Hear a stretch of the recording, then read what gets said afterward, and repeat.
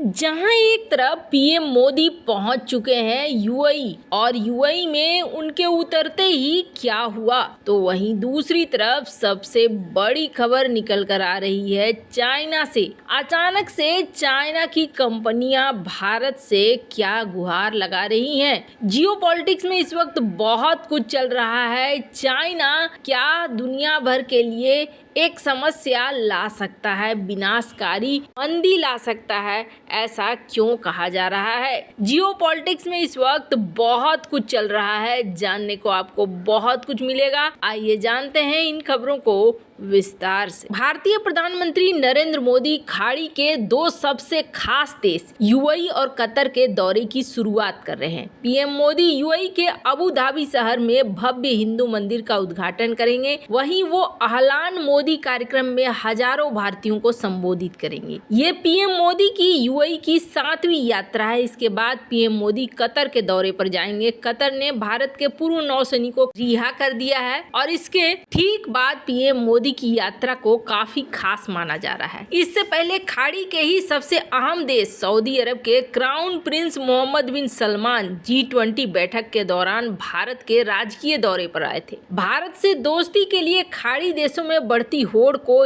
विशेषज्ञ हिंदुस्तान की बढ़ती ताकत से जोड़कर देख रहे हैं। आपको बता दें, पश्चिम एशियाई मामलों के विशेषज्ञ कमर आगा ने एनबीटी के साथ बातचीत में कहा कि खाड़ी देशों की भारत में बढ़ती दिलचस्पी की एक सबसे बड़ी वजह है भारतीय। खाड़ी देशों में 75 लाख के करीब भारतीय काम करते हैं। हर साल यहां से करीब 40 अरब डॉलर विदेशी मुद्रा भारत आती है। इसके अलावा भारत का खाड़ी देशों के साथ व्यापार 150 अरब डॉलर तक पहुंच गया है, जो लगातार बढ़ रहा है। इनमें से एक बड़ा सेक्शन खाड़ी देशों में बिजनेस करता है। इन भारतीयों के बिजनेस काफी बड़े हैं। इन लोगों ने यूएई में बहुत लंबे समय से मंदिर बनाए जाने की मांग की थी और इसे अब यूएई ने पूरा कर दिया है। इसके अलावा भारत और खाड़ी देशों के बीच इस्लाम के आने से पहले हजारों सालों से एक बहुत अच्छा रिश्ता है। आगा ने के खाड़ी देश तेल से मालामाल हैं और भारत यूक्रेन युद्ध से पहले तक 75% तेल इन्हीं खाड़ी देशों से खरीदता था। अब भी भारत बहुत बड़े पैमाने पर तेल खाड़ी देशों से खरीदता है। भारत कतर के गैस का सबसे बड़ा खरीदार है। भारत ने कतर के साथ अरबों डॉलर की डील की है। खाड़ी देशों में भारत की बहुत अच्छी छवि रही है। पहले विश्व युद्ध के बाद फलस्तीन के मुद्दे पर अरब देशों के रुख के साथ रहा। गांधी जी, नेहरू जी ने फलस्तीनी लोगों का समर्थन किया। यहूदियों के फलस्तीन में आने का भारत ने विरोध किया। गांधी जी ने कहा था कि फलस्तीन अरब लोगों का है। इससे अरब जगत में भारत की बहुत अच्छी छवि बनी। भारत की नीति खाड़ी देशों के प्रति बहुत ही अच्छी रही है। भारतीय विशेषज्ञ ने कहा कि भारत ने खाड़ी देशों के आंतरिक मामलों में कभी हस्तक्षेप नहीं किया है। मुस्लिम देशों के झगड़े में भारत कभी शामिल नहीं रहा है। भारत अरब देशों के विकास के प्लान का समर्थक रहा है। कमर आगा ने कहा कि एक चीज और बहुत महत्वपूर्ण है कि भारत की अर्थव्यवस्था बहुत मजबूत हो रही है, करीब 4 ट्रिलियन डॉलर पहुंच चुकी है और विश्व बैंक का अनुमान है कि भारत की अर्थव्यवस्था आने वाले समय में आगे भी बढ़ती रहेगी। खाड़ी देश भारत में निवेश कर रहे हैं और भारत का भी निवेश इन देशों में बढ़ रहा है। सऊदी अरब ने अमेरिका में आर्थिक मंदी के बाद पूरब की ओर देखो नीति अपनाई है। इसके बाद उसने भारत, जापान, दक्षिण कोरिया और चीन के साथ रिश्ते मजबूत करने शुरू कर दिए हैं। आपको बता दें, जिस तरीके से ये सारे बदलाव हो रहे हैं, आपको सबसे बड़ा ये एग्जाम्पल है कि इतने बड़े मंदिर का यहाँ पर उद्घाटन हो रहा है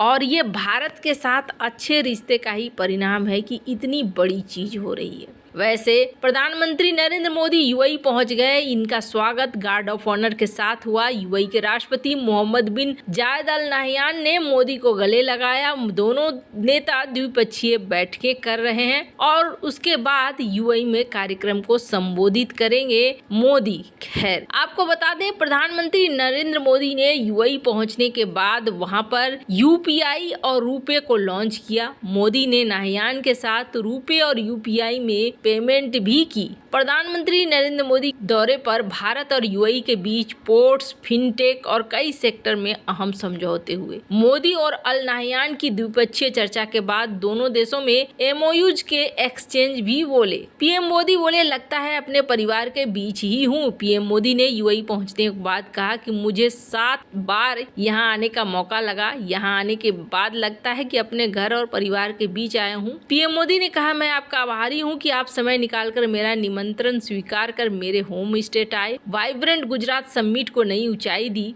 इससे गौरव बढ़ा। उन्होंने कहा कि यूएई में बाप्स का मंदिर उनके सहयोग के बिना नहीं बन सकता था। खैर, यूएई भारत का तीसरा सबसे बड़ा व्यापारिक साझेदार है और भारत के लिए ये बहुत अच्छी बात है, जैसा कि तस्वीरों में भी दिख रहा है कि पीएम मोदी का खूब यहाँ पर स्वागत किया जा रहा है। अब अल नाह्यान के बारे में आने वाले समय में सूचना मिलेगी, बहुत कुछ इसमें जानने को मिलेगा। कल आपको यूएई को लेकर और भी कई सारी खबरें देखने को मिलेगी। जहां एक तरफ ये सब कुछ हो रहा है, वहीं चाइना की कंपनियां अब भारत से रिक्वेस्ट कर रही हैं। कारण आप समझिए, दुनिया की फैक्ट्री कहे जाने वाला चीन इन दिनों कई तरह की चुनौतियों से जूझ रहा है। उसको लेकर एक बार फिर से दुनिया के विशेषज्ञों ने बड़ी चेतावनी दी है। चीन ने घोषणा की है कि 2023 में उसकी जनसंख्या में गिरावट आई है और ये 1.4118 अरब से घटकर 1.4097 अरब रह गई है। और यूएन के पूर्वानुमान से पता चलता है कि चीन की जनसंख्या 2050 में घटकर 1.3 अरब हो जाएगी, फिर 2100 तक घटकर 80 करोड़ हो जाएगी। ये एक महत्वपूर्ण बदलाव है। इसका असर इसकी सीमाओं से परे भी होगा। दो रुझान हैं जो इस तरह के जनसांख्यिकी बदलाव को रेखांकित करते हैं। सबसे पहले वृद्ध जनसंख्या है, जिसमें 60 साल और उससे अधिक आयु वाले के प्रतिशत वर्तमान में कुल जनसंख्या 20% से अधिक है। दूसरा, जन्म दर में काफी गिरावट आई है। 2016 में 1,78,00,000 जन्म से 2023 में मात्र ये 90 लाख हो गई है।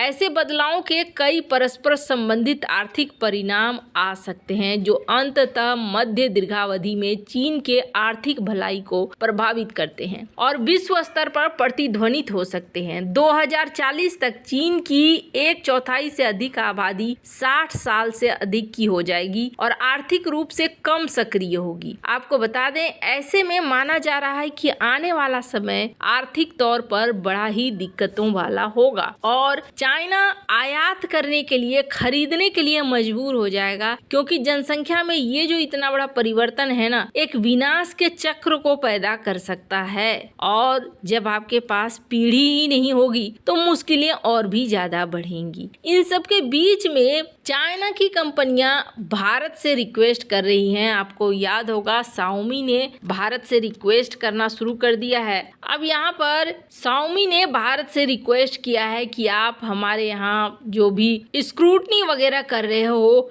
इसको आप करना बंद कर दो, हमारे सप्लाई में बहुत दिक्कत आ रही है। आपको बता दें, एक जमाना था जब शाओमी भारत में 18% तक मार्केट को कब्जाए हुए था। पर फर्स्ट पोस्ट की एक रिपोर्ट को देख सकते हैं, भारत चाइना बैक्ड कोई भी इन्वेस्टमेंट है उस पर नजर दे रहा है, चाहे वो पेटीएम हो, चाहे वो शाओमी हो, हर कोई इस वक्त अंडर स्कैनर है। ऐसे में माना जा रहा है कि भारत आने वाले दिनों में भी तुरंत से ऐसी कोई छूट देने वाला नजर नहीं आ रहा है। वैसे आपको क्या लगता है इन सब मामले में? आपकी क्या राय है? कमेंट कर जरूर बताएं। जल्द मिलते हैं अगले वीडियो में नई खबर के साथ।